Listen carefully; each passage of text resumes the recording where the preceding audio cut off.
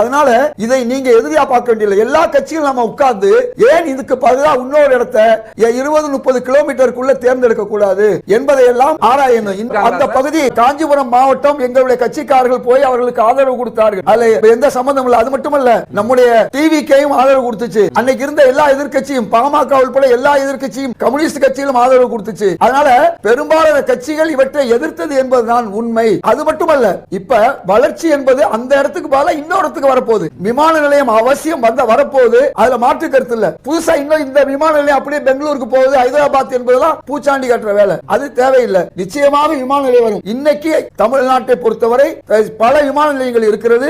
இந்த விமான நிலையம் முழுமையாக செயல்பட்டு கொண்டிருக்கிறது. இன்னும் ஒரு 5-6 ஆண்டுகளுக்கு இந்த விமான நிலையம் செயல்படும். அதற்குள் புதிய விமான நிலையம் வந்துவிடும். நான் என்ன கேட்கிறேன்னா, அரசியல் என்றால் எது அரசியல்? 4 வழி சாலை சேலத்துக்கு போறதை தடுத்தாங்க பாருங்க ஒரு காலத்துல. அது வேணா அரசியலா இருந்திருக்கலாம். அதற்கு பிறகு அதை கொண்டு வரணும் நினைச்சாங்கல்ல, அது அரசியலா இருக்கலாம். அதே அதிமுக ஆட்சியில, அதாவது துறைமுகத்திலிருந்து மதுரவாயில் திட்டத்தை தடுத்தாங்க இல்லையா, சேது சமுத்திர திட்டத்தை தடுத்தாங்க இல்லையா, அது அரசியல்வாதி. ஏனென்றால் திமுக கொண்டு வந்தது, அதிமுக தடுக்குது. இந்த வேலை நாங்க காங்கிரஸ் செய்யல. காங்கிரஸை பொறுத்தவரை மக்களுக்காக உள்ள கட்சி. அன்றைக்கும் நாங்க சொன்னோம், போராடினோம். ஆனா அரசு அதுல பிடிவாதமாக இருந்தது.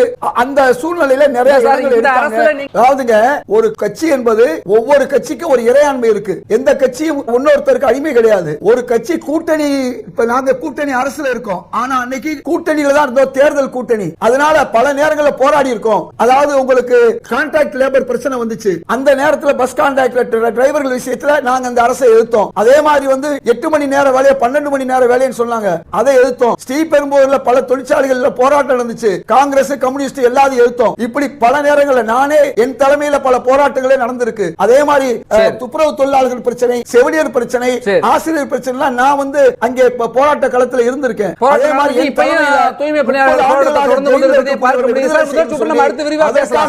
சுமதி, அடுத்து விரிவாக பேசலாம். சுமதி, ஒரு திட்டம் தேவைதான்.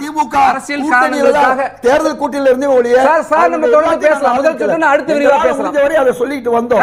நன்றி சார், நன்றி.